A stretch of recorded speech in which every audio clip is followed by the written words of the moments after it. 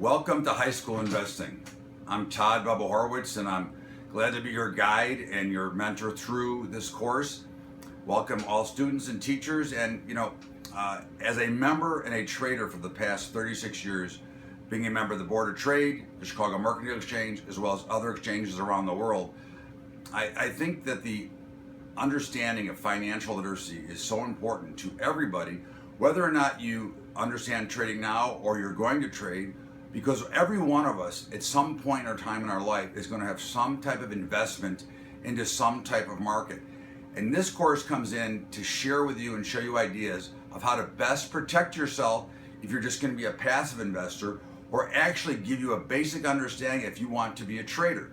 Now again, I love trading. I've done it for 36 years. It's been basically my career my entire adult life, but understanding how current events affect the markets, understanding the market psychology, understand that when you're making a trade, there's always what we call an opponent on the other side, because there's always two sides to every trade. For every buyer, there has to be a seller.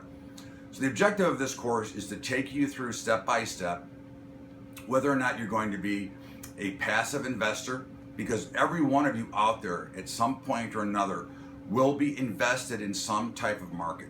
It doesn't matter, because even through your job, if you're in a 401k, they're using markets as well. So what we want to make sure that you understand is how to defend and take care of your own portfolio by having a great base understanding of how markets function.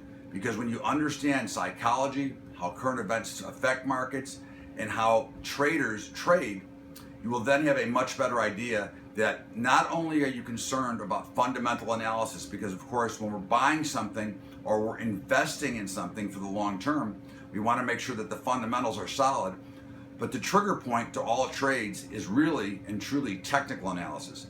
Technical analysis will tell you when is the correct time to step in and buy something, or when it's time to go ahead and take profit, versus the fundamentals. Because one thing we know for sure, that company fundamentals, and we'll use Apple for a quick example.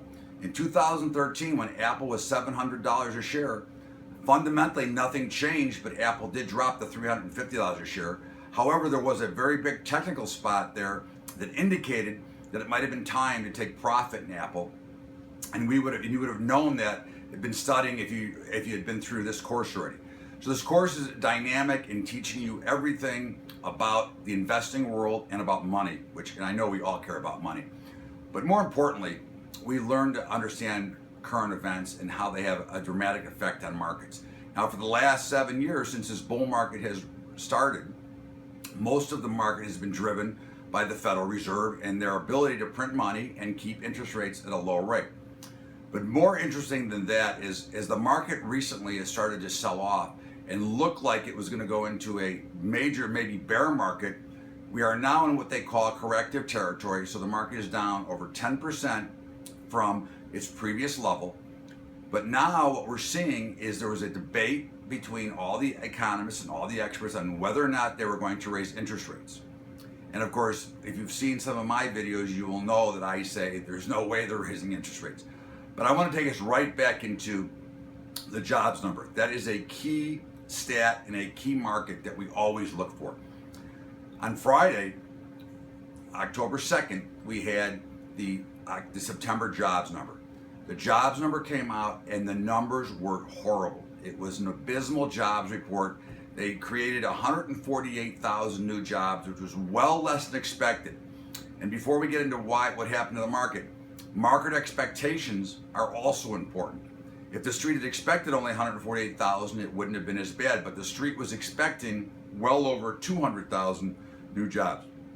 So when the numbers came out, the markets certainly turned around from being way up on the day to actually collapsing, and the Dow Jones Industrial Average actually went down almost 300 points. Now, one of the things we talk about before we finish on the results of the day was sometimes the news in the morning changes. So bad news in the morning sometimes is good news in the afternoon. And of course, exactly what we thought might happen happened. The Dow Jones turned around and ended up closing on its high of the day Friday. So what changed intraday between the depths of the lows when everybody was worried about the market collapsing to the market closing on its record high? on its all-time highs here. The point here is that it doesn't matter. Technical analysis would have guided you to let you understand why the markets were going to make a move.